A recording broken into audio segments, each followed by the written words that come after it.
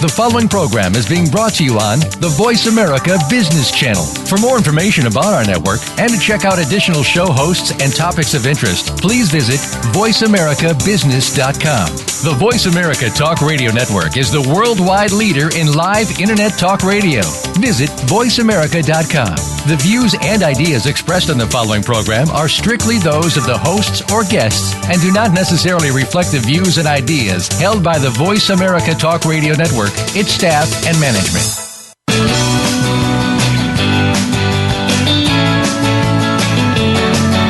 In the past few years, we've heard the term free agents and been told we would all need to become one in order to succeed. The recent economic structures have helped to promote this concept as reality. Where do we get the tools to take control of our career path in the present and future? Welcome to The Career Confidant with your host, Marie Zimenoff. Marie and her guest experts are here to provide you with the tools you need to move forward and achieve your career goals. Now, here is Marie Zimenoff. Well, good afternoon and welcome to The Career Confidant. We're excited that you're joining us today. Today we're going to talk about a maybe controversial or unpopular topic, which is sales. And we're going to talk about it in a little bit of a general sense in terms of perhaps you are selling yourself, not necessarily the best term there, but you'll see that term. People talk about selling yourself in interviews or selling yourself when you're negotiating your salary, or perhaps even you run a small business or are thinking about starting a business and are letting sales get in your way. So here's one of the things that I find interesting, that sales has become a very dirty word.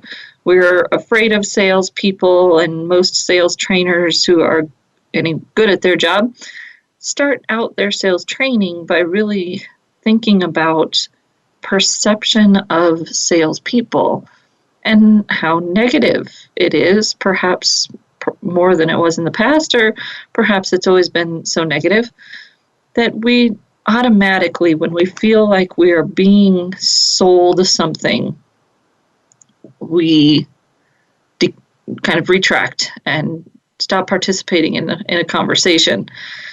And so when we are thinking about trying to get something we want or communicate our value, that's something that we need to be aware of.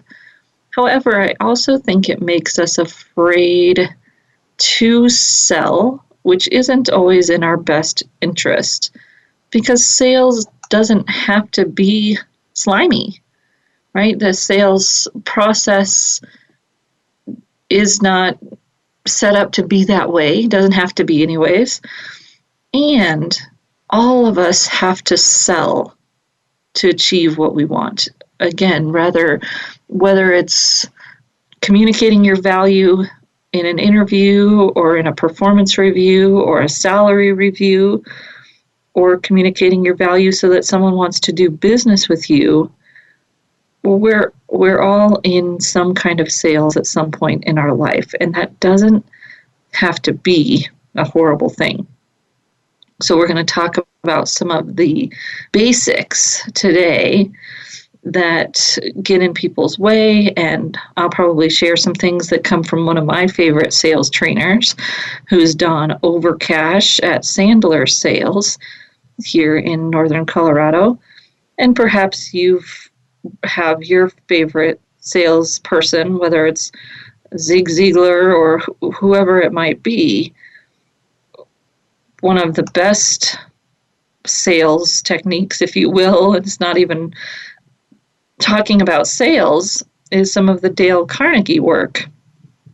Of course, the title turns off some people because it's winning friends and influencing people, but that's really at the crux of any good leader and any of us who want to be successful, is the ability to influence others. And again, that doesn't have to be a negative thing, right? If we're influencing others to achieve a good end, that's great. So it's mostly how you use these skills, right? Whether you use them for good or evil. It's not that the skill itself is inherently bad, be that selling influencing, whatever you want to call it, it itself is a positive thing. And in fact, we have to be able to do it to achieve anything with a group of people or to achieve things that we want in our world, of course. And in fact, the best way to be successful in this process is to not be selfish. Salespeople who are selfish and maybe your kind of stereotypical definition of a slimy salesperson usually aren't successful long term. And my friend Dawn from Sandler Sales calls that being self-oriented versus being others-oriented. And of course, those who are others-oriented are more successful. And you can't fake that. Well, you maybe can short-term, but long-term people will figure you out. And so it's got to be a genuine concern for others, which, if that's how you approach sales, is going to make you not that stereotypical slimy salesperson right off the bat. So let's dive in here a little bit and think more about how to be successful in sales. And these are just a few tips.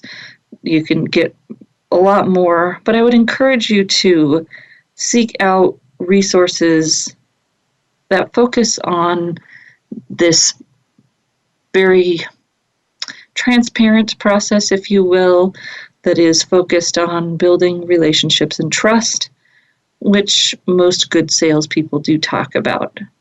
If you hear someone talking about how to get someone to buy anything, that may not be the best person to listen to. And we'll talk about why here in just a few minutes. So let's talk about the root of sales and good sales, and really in some ways good communication in general: confidence. So most of the time when I see people struggling to ask for what they want in many different situations, the struggle starts with a lack of confidence. Either a lack of confidence that you deserve whatever you're asking for, a lack of confidence in how you're asking it, or a lack of confidence in yourself. And so you don't know how to ask it. And therefore, when it comes out, it can sound forced, it can sound demanding, it can even sound entitled, because you're not convinced, and so you're trying harder to convince someone else that they need whatever it is you're asking for, or that you deserve whatever it is you're asking for, and it sounds contrived from the start.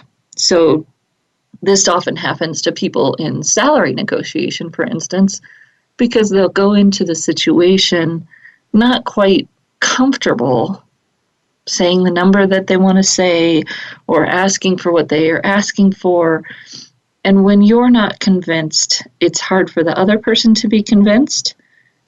And then as soon as you start trying to convince them, it sounds like entitlement, right? I deserve a $10,000 raise because, by goodness, I just deserve it.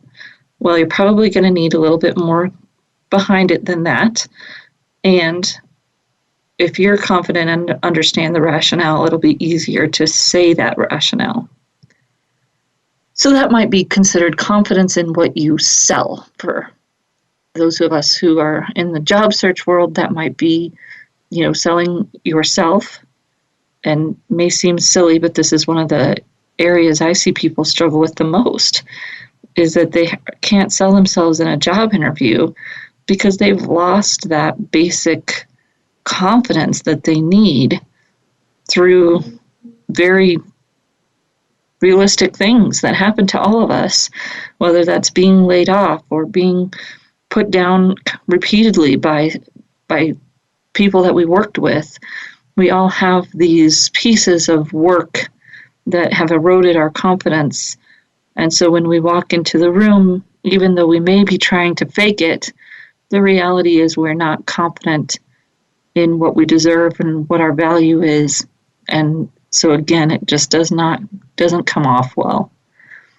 Confidence in what you sell for a business owner obviously is really understanding the value of what you do to your customers and to those of prospect customers. And coming from my world, I see a lot of fellow business owners in the career and resume space who aren't comfortable with their skill set. They're not comfortable with what they sell, and so therefore it's really hard for them to know what they're worth, let alone charge what they're worth. And it becomes kind of a self-fulfilling prophecy when you can never get anyone to buy at a certain level, partially because you hesitate to even quote them at that level, and then you end up thinking, well, then I must not be worth that much money, or I'm not qualified enough to ask for that much money yet. And we need to know where we fit into the market, which is our next phase of sales here. But it definitely is a piece of feeling that we're confident doing what we do. And I know that when I first started coaching, that was a challenge, right? Coaching as a good coach is a practiced art, something that takes a long time to learn. And there may be some realism in starting out low with your prices in your business and then working your way up, but you have to be careful with that, of course.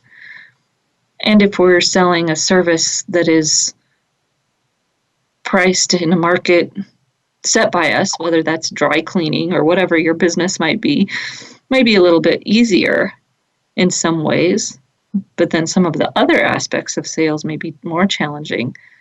If your prices are more or less set by a market, then how do you differentiate yourself if you don't want to be bought based on being the lowest cost, which of course I hope for most of us that's not our goal, whether we're in job search or in business, to be the low cost provider. Someone's got to take that role, and perhaps it's where we want to fit in, but we shouldn't go there because of lack of confidence. We should go there because it's a strategic business decision, a place that we've decided we want to fit into in the market. So that internal piece of sales, that confidence, is definitely a big part to whether or not we're able to make that sale. Do you waver when you state your prices to other individuals? Is it clear what you sell? Because sometimes we can be unclear with what we sell because we're not confident. It's one of my sister's pet peeves, and she kept having people connect with her to sell a product, but they would say that they were selling a lifestyle or whatever it was. And, whether it's Amway or whatever it is that you're actually selling, yes, you may also have the opportunity for a person to build a business. Nothing wrong with a multi-level business. All businesses are multi-level, by the way. But you should still be confident enough in what you're selling and the value of it that you can be clear with people about what you're selling. Because again, nobody wants to feel that snake oil salesman feel. They want you to be upfront. They want you to be transparent. And so it's important for us to be able to do that in our business and to have the confidence to do that in our business. So some of the other aspects of internal pieces of sales, of course, are the knowledge of what you sell.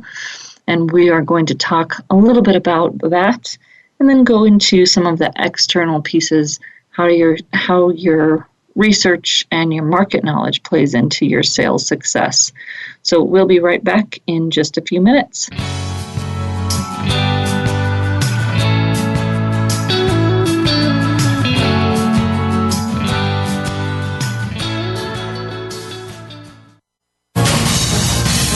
Voice America Business Network, the bottom line in business.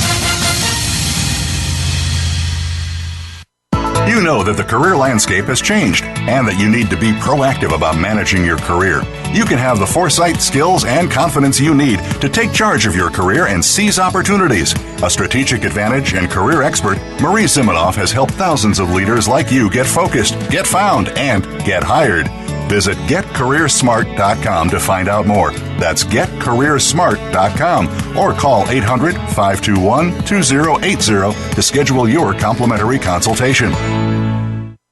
Game-changing technologies and strategies are transformational, exciting, and disruptive. They shake up your status quo, get you thinking about new ways to scale, compete, and grow, and move you in new directions. You're invited to take your coffee break with Game Changers on Tuesdays at 7 a.m. Pacific, 10 a.m. Eastern Time for our special series on the digital world. Learn how to be the savvy leader who looks ahead to the next wave of business innovation. Digital World with Game Changers, presented by SAP on the Business Channel. The leaders of today have certain characteristics that set them apart as success stories. These leaders have discovered transformational leadership. Now, you can discover the same ideas, insights, and programs that have led them to success. Inside Transformational Leadership is produced by Georgetown University's Institute for Transformational Leadership. We'll explore these success stories every Monday at 11 a.m. Eastern Time, 8 a.m. Pacific Time on the Voice America Business Channel. From the boardroom to you, Voice America Business Network.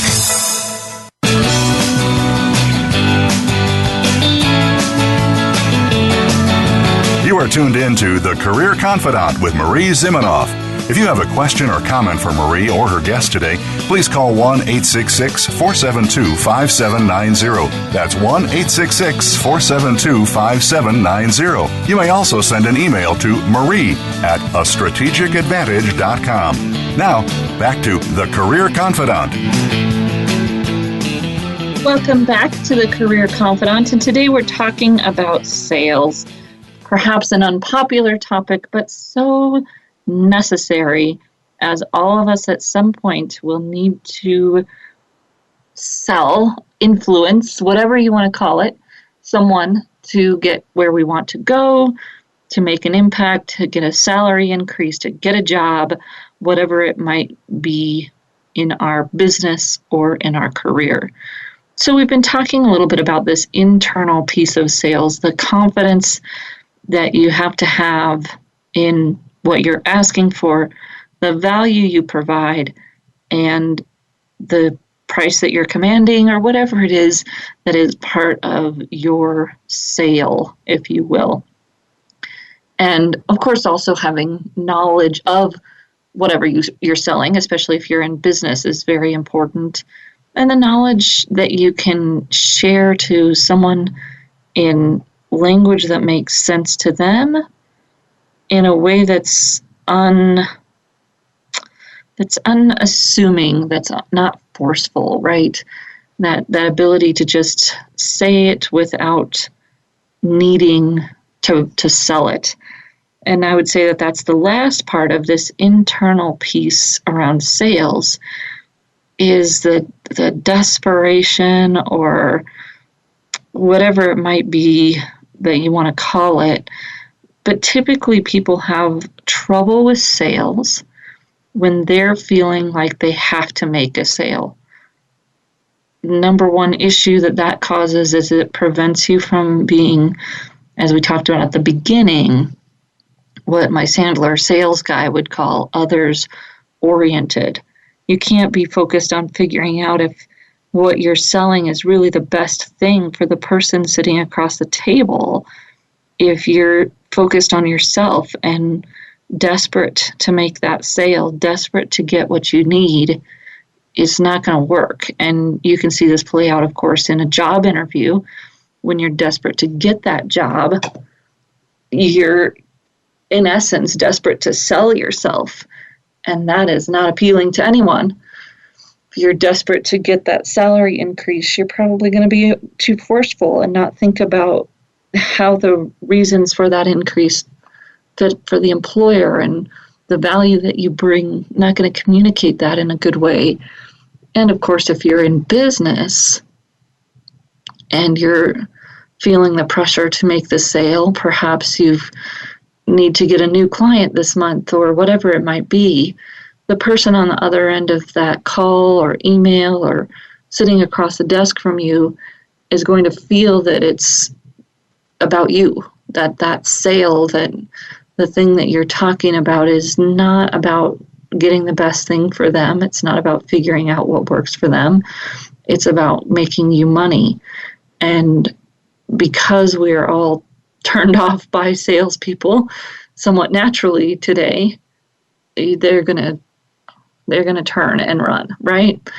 And so we've got to be confident in ourselves, confident in what we're selling, and confident in our ability to let go and really focus on what it is that the person across the table from us needs, what their viewpoint is in the conversation, and how we can have a conversation around that. So the other piece of it is the market, and it drives me nuts when people talk about sales and they just only talk about the side that we just talked about, right? That your confidence, your knowledge is about your stuff is all that matters, because there's also that other side. You wouldn't go in to negotiate salary without doing any research, or at least I would never advise you to. You should know what the average is for someone in your position. You should know how many years of experience are related to that average, or you should have all that data in your back pocket before you go. And of course, when you're talking salary, there's places you can research that. Salary.com, Glassdoor, lots of places.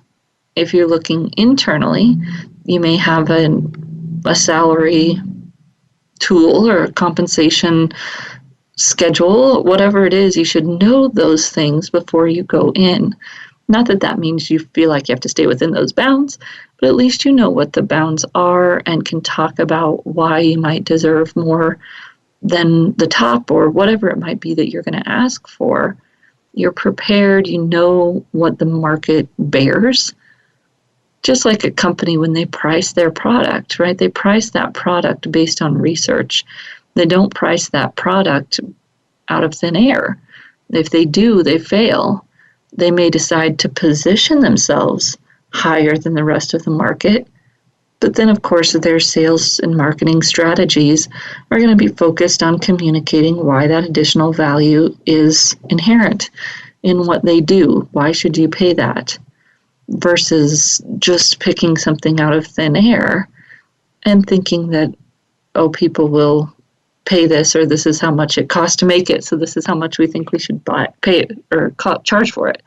It's not really how sales and pricing work, right?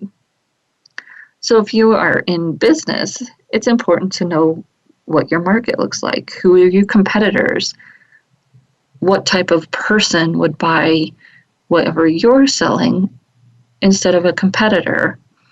So thinking about it in terms of, let's say, skincare. So if you're in the skincare business, of course, there's the opportunity for people to go to the drugstore and buy something for under $20. And that thing could claim to reduce wrinkles. It could claim to do all of these things, right? And then there's the stuff that costs thousands of dollars that you get out of the very specialty stores, or if you're silly, you fall for the mall guy in Vegas telling you that this miracle cream will reduce your wrinkles and it's only $1,000. So you have this wide range, and every price point has a market. Obviously, the drugstore people have a market of folks that perhaps don't have that bad of issues, don't want to spend that much money.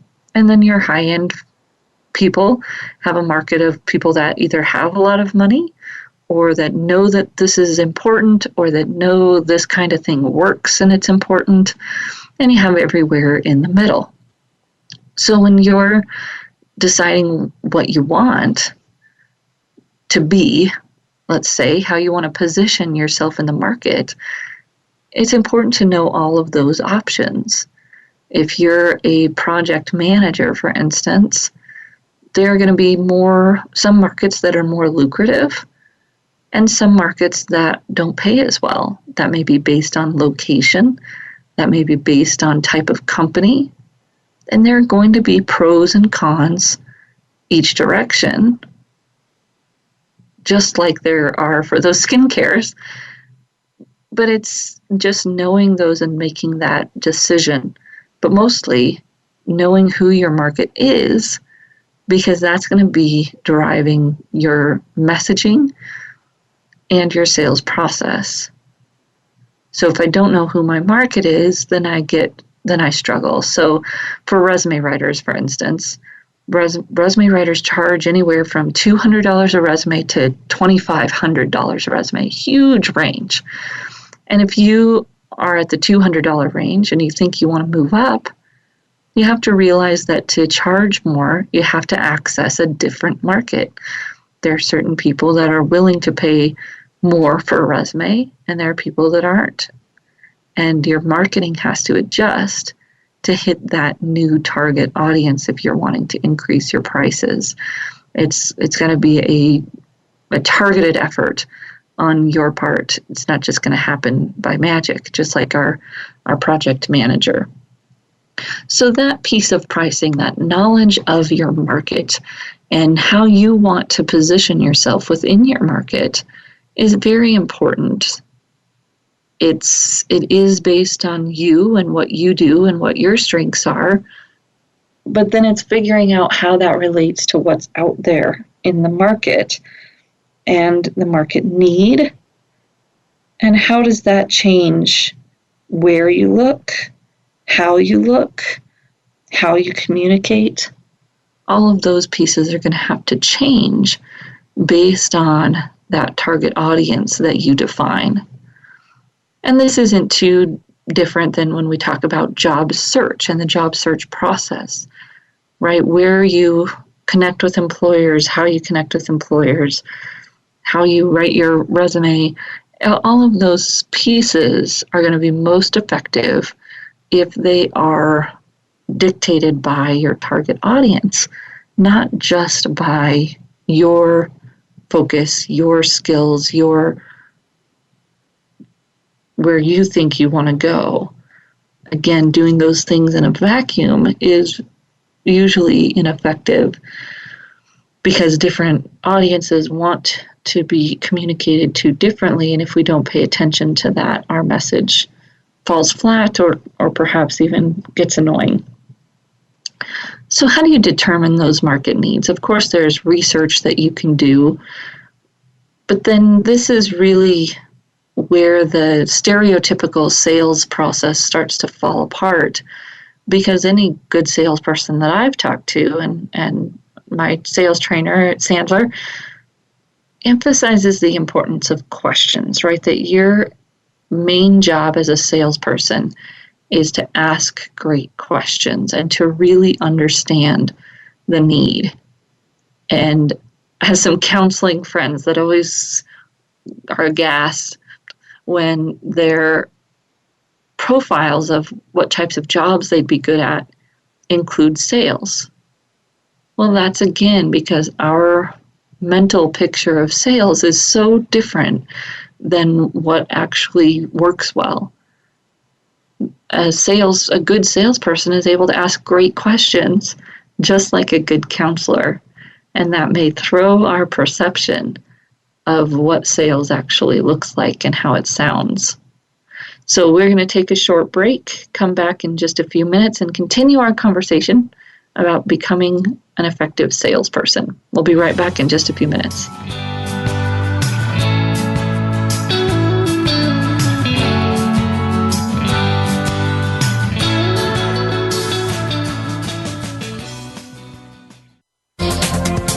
The business community's first choice in Internet Talk Radio. Voice America Business Network. You know that the career landscape has changed and that you need to be proactive about managing your career. You can have the foresight, skills, and confidence you need to take charge of your career and seize opportunities. A strategic advantage and career expert, Marie Zimenoff has helped thousands of leaders like you get focused, get found, and get hired. Visit getcareersmart.com to find out more. That's getcareersmart.com or call 800-521-2080 to schedule your complimentary consultation. Tune in to The Soul of Enterprise, Business in the Knowledge Economy, with co-hosts Ron Baker and Ed Kless. Ron and Ed will show you how to recognize that wealth is created by intellectual capital. It's all in the possibilities that we can create and that are created for us. These possibilities are destined to be discovered by human imagination and through the service of others, creating a brighter future for all of us. The Soul of Enterprise is heard live every Friday at 1 p.m. Pacific Time, 4 p.m. Eastern on the Voice America Business Channel and simulcast at the same time on the Voice America Variety Channel. Bob Pritchard has over 30 years of experience as a straight-talking business consultant and author working with some of the top Fortune 500 companies. Now he's come to the Voice America Business Channel to help you and your business. Tune in to the Bob Pritchard Radio Show for information about starting and successfully running a profitable business. From the movers and shakers to great marketing screw-ups, you can't afford to miss a single edition of the Bob Pritchard Radio Show. Tuesdays at 5 p.m. Pacific, 8 p.m. Eastern on Voice America Business. Voice America Business Network, the bottom line in business.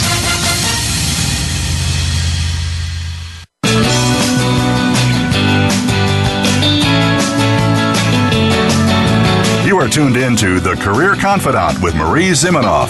If you have a question or comment for Marie or her guest today, please call 1-866-472-5790. That's 1-866-472-5790. You may also send an email to marie@astrategicadvantage.com. Now, back to The Career Confidant. Welcome back to the Career Confidant, and today we're talking about your sales skills, and in a very general sense that all of us have to sell at some point, and that typically we have an undue aversion to sales and salespeople. And that really successful sales, whether it's a job interview, salary negotiation, even kind of the long sale of winning that promotion, or if you're in business for yourself, that all those types of sales are not effective in the way that we don't like sales. So it works out perfectly. Nobody wants you to be that slimy salesman that you don't want to be. It actually doesn't work. So no problem, don't do it. What do you do instead? Well, starting with, as we talked about, kind of that internal piece of confidence in yourself, confidence in what you sell, the value of what you sell, confidence in your knowledge of the product, of course, and then confidence in the knowledge of the market and how you fit. How are you different? What's your reason for why people should go with you versus the competition? And one of my favorite adages that I always use, just thinking about this idea, people call it brand, right? What's your brand is really why should people buy you versus something else. And pretty much no matter what business you're in, people buy that person that they know at that business more than they really buy that product. So why should people buy you? What do you bring to the situation that's different? And, the phone companies used to do a pretty good job of this. They've kind of confused the waters recently. But it used to be that Verizon was very clear that you should buy them because they had the best coverage, right? Can you hear me now? Was all about the coverage. And AT&T had the largest network in terms of number of customers. So you should join AT&T because that's where your friends and family were, right? And they had the friends and family plan. And then Sprint is kind of floundered around, but for a little while they had the unlimited data. That's why you should buy them. And so it's what is different? What do you bring to the party that your competitors don't?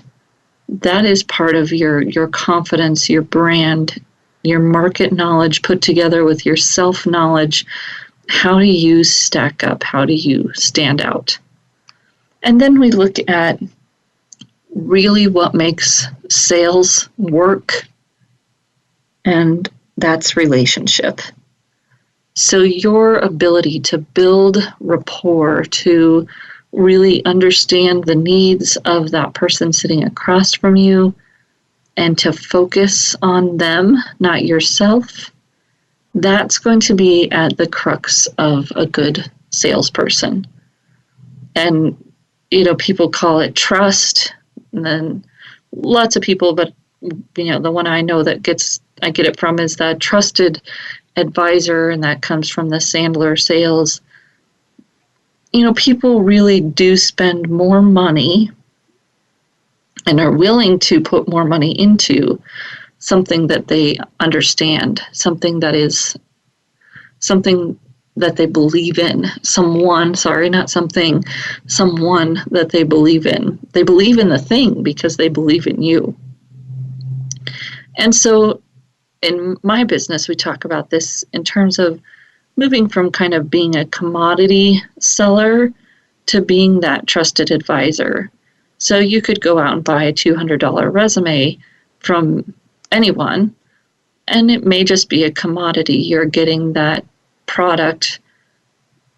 But if I really want you to be my client, I want to be your advisor. I want you to know that I'm going to be able to point you in the right direction. I want you to know that I can help you with your job search, or I can find someone that can help you do these other pieces of your work in that arena. I want to be your trusted advisor, not selling you a commodity.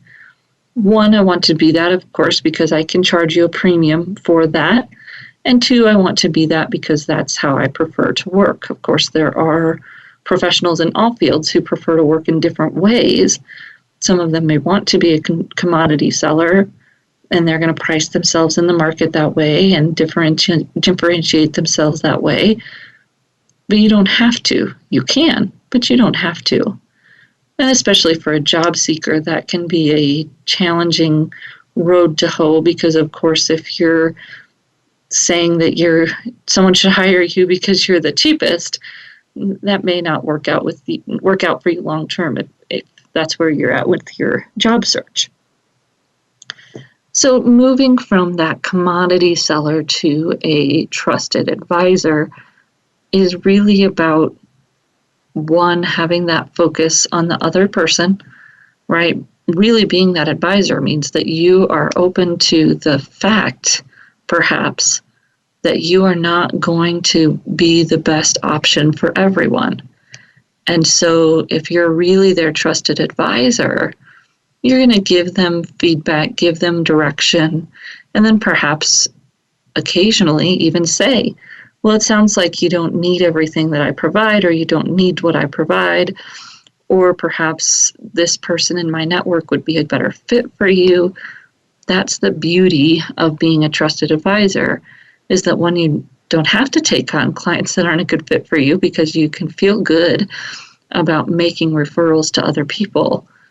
And two, that people do really buy into that you have their best interest at heart by the way that you sell them, by the way that you communicate throughout the process.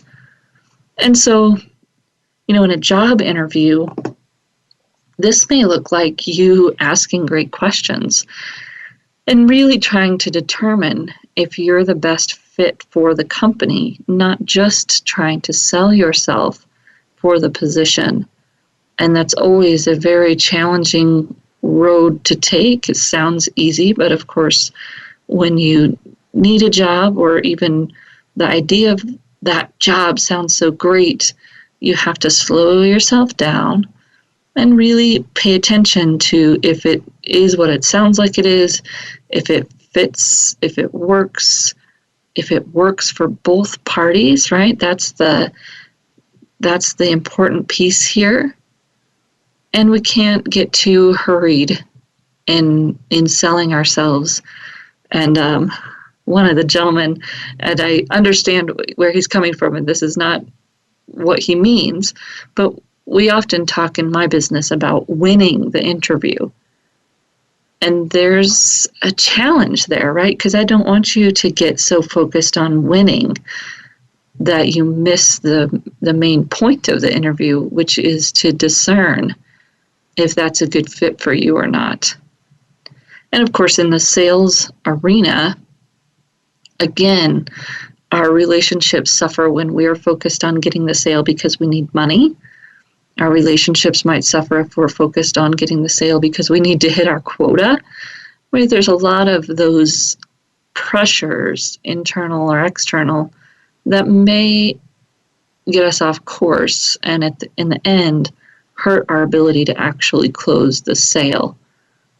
And this is a fine line, and really good salespeople do it really well, right? Where you of course have to ask for the sale. You have to believe in your value enough to know when it's time. But if you're really talented in sales, a lot of times you don't have to sell anything. You just get to that point where the person has said yes so many times, it just makes sense for them to buy, right? They've agreed that this is what they need, that it's what they need right now, that what your solution is works.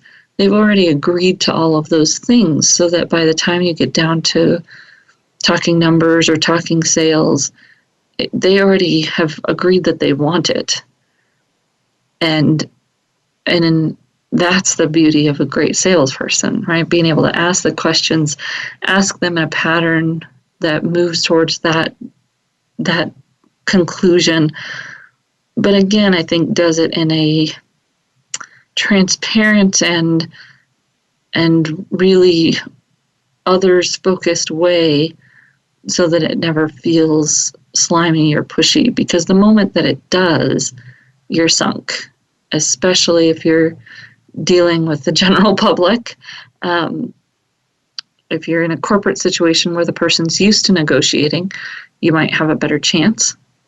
But if you're talking to the general public and they feel sold, they feel like you're trying to sell them, you're already going to be pushing against an uphill stream, or whatever you want to say. People don't like that feeling. And so we have to stay very true to our process, very true to ourselves, just in terms of building that relationship, building that trust, finding out what they really need, and then offering our abilities or our product as the solution to that. And again, it only works when we've built that relationship. And this is the challenge with cold sales. It's also the challenge with a cold approach in a job search, right? If you're approaching a company recruiter, you might get away with it a little bit because that's almost like the business-to-business sale, where the person on the other end is used to negotiate, used to being sold. But especially if you're trying to approach a hiring manager, so an internal employee, even though they might be experienced in hiring, they're not a recruiter. Trying to approach them cold is a lot like trying to make a cold sale, where there's no relationship. You have to start from scratch and build it. And if you're focused on selling and sharing your value, instead of focused on figuring out if you're a good fit, figuring out if your solution matches the company's needs, you're going to fall flat. And this is where a lot of job seekers do fall flat, because you approach with that me mentality and then don't understand why the other person is turned off. And it's simple sales. Simple sales psychology, if you will, that people don't want to feel sold. And so as we think about the focus of relationships, the focus of trust, that's really our goal in the sales process, no matter what type of selling we're doing, is to ask questions really focus in on that other person, build authentic, genuine relationships and trust, and always be willing to say when we're not the right option. We can't be everything to everyone. And when we try, usually we're forcing it, and we get that reputation for being slimy, and we've lost traction in whatever we're trying to do. This is also, I'll just say quickly, the issue that most people have with networking is that they think they're networking for a quick fix, whether that's job search or those wonderful people that you meet who are trying to sell you stuff at chamber events. They don't understand how networking works. They, in essence, are doing cold call after cold call, going around the room at this networking event, and then don't understand why nobody will talk to them at those events after a short period of time, because it just doesn't work that way. And genuineness, authenticity, whatever word you want to choose, although they may be all overused, is so important. One of my first chamber events, I remember going and meeting a gentleman who happened to be in financial services. It could happen in any field. Gentleman that happened to be in financial services, and he came up to me and he shook my hand and he said, "What can I do for you today?" And it was just so canned. He hadn't asked me any other questions. It wasn't real. He didn't really want to know what he could do for me today.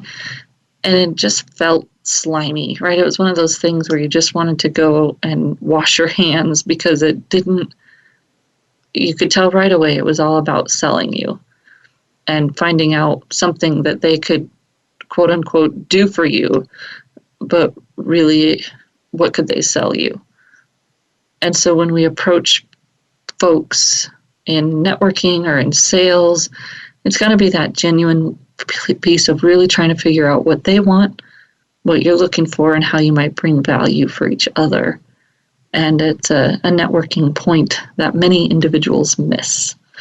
So take a break here. We'll come back and finish up talking about sales with a little note on process and the importance of process in effective sales. We'll be right back in just a few minutes.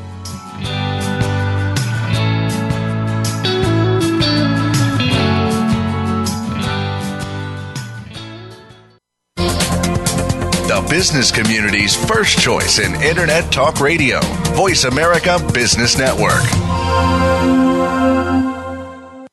You know that the career landscape has changed and that you need to be proactive about managing your career. You can have the foresight, skills, and confidence you need to take charge of your career and seize opportunities. A strategic advantage and career expert, Marie Zimenoff has helped thousands of leaders like you get focused, get found, and get hired. Visit getcareersmart.com to find out more. That's getcareersmart.com, or call 800-521-2080 to schedule your complimentary consultation. Many industries have been revolutionized by technology in the last decade. Books, music, TV, communications, and now it's happening to our money and the way we pay. Tune in to Breaking Banks with Brett King for a look at how technology and customer behavior will bring about more changes in banking in the next 10 years than in the last 200 years. Listen every Thursday at 3 p.m. Eastern Time, noon Pacific on Voice America Business Channel or on AM 1160 The Voice. You'll never look at your bank account the same again. Effective leadership is what will propel the world, organizations, and businesses through a range of dynamic changes. How do you keep up with these changes, build skills, and lead effectively? Listen for Innovative Leaders Driving Thriving Organizations with Maureen Metcalf. Maureen offers tools and engaging guests who are leaders in their field. With each week, you'll work on and improve your skills to lead with confidence and drive your organization's success. Tune in every Tuesday at 2 p.m. Eastern Time, 11 a.m. Pacific on Voice America Business. From the boardroom to you, Voice America Business Network.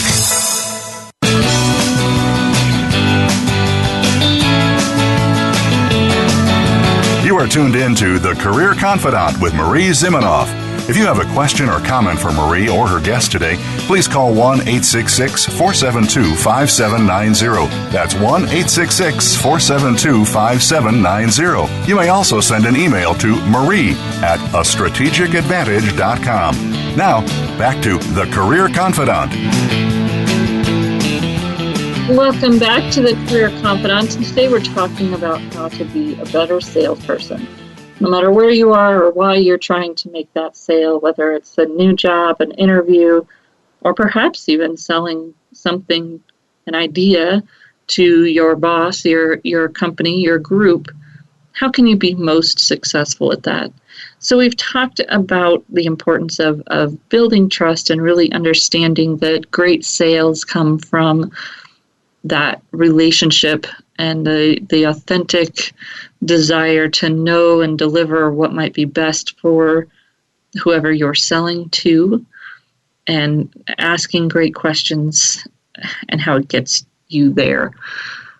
So the other piece of great sales is having some kind of process, right? And most people talk about a customer relationship management process, or you might have software that helps you do this.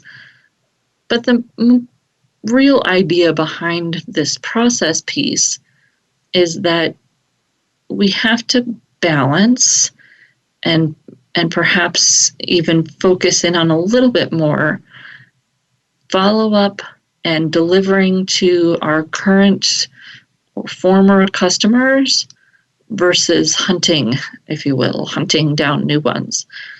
And this is something that especially new business owners struggle with. How do you stay connected, stay in touch with your current customers, your former customers, without bugging them, but giving yourself that opportunity to build through that base versus hunt new people?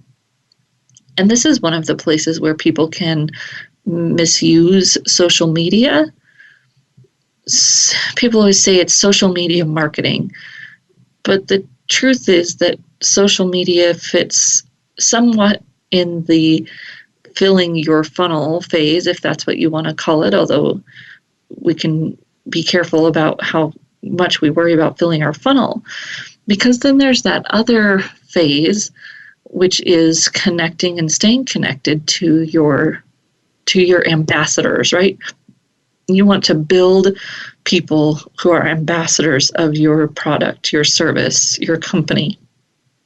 And social media is a great way to do that if we can cultivate those relationships and those kinds of conversations on social media, and thinking about it more as an hourglass instead of a funnel. So you've got a funnel on the top that, yes, you're putting in new folks, but then at the bottom, your existing customers also create another growing group of people for you to connect with, right? Their friends and family. How do they know how to refer to you? Do they get incentives to refer to you? How do you build that side, the bottom side, if you will, of the funnel, by really focusing in on the existing customers that you already have? And for most businesses, that's where the magic happens, right? It takes a lot less resources to serve the customer well, make them feel good about what they've gotten, what they've received, the service, the product, and then build through those relationships to get more customers. And one of the reasons that is so profitable and so key is, of course, because one of the main things that people use to decide to buy is referrals from their friends and family. So if you're doing something to stay top of mind with them, you're more apt to get those opportunities with their friends and family. And of course, this goes through networking, job search, business, whatever it is that you're thinking of today as we talk about sales, all of them work the same way. Very few businesses have the resources to continually focus just on getting new customers. And I would say that they're wasting their resources if that's the only place they focus, because that referral recommendation is so important, so critical. And because that group of people is quite large, despite what it might sound like. It may be thinking, oh, it's a limited pool if all I'm going after my existing customers' contacts. But of course, our existing customers know quite a few people. And in fact, there's some statistic somewhere that each of us knows at least 200 people, which sounds kind of unfathomable.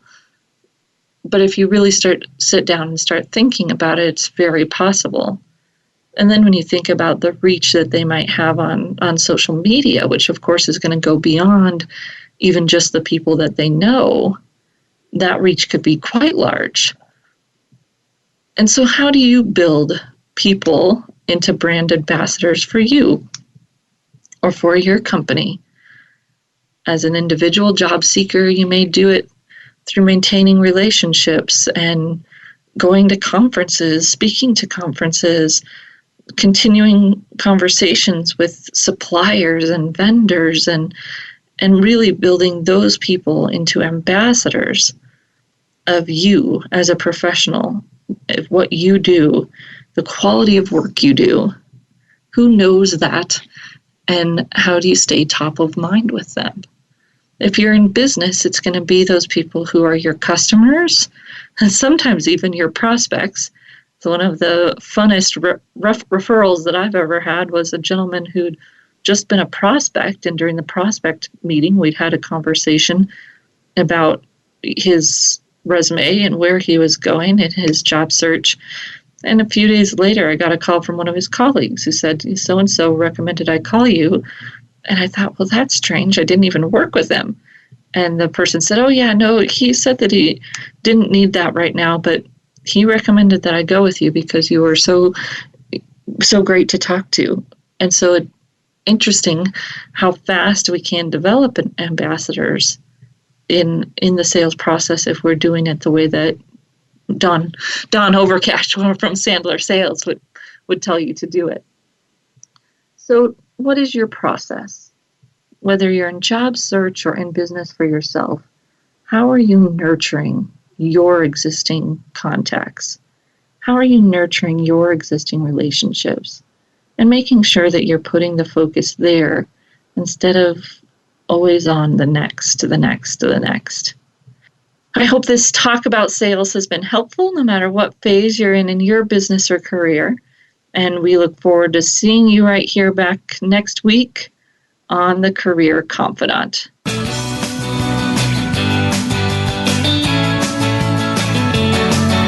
Thank you for listening to The Career Confidant. Marie Zimenoff will return again with another terrific guest next Monday at 6 p.m. Eastern Time, 3 p.m. Pacific on the Voice America Business Channel. Be sure to join us then.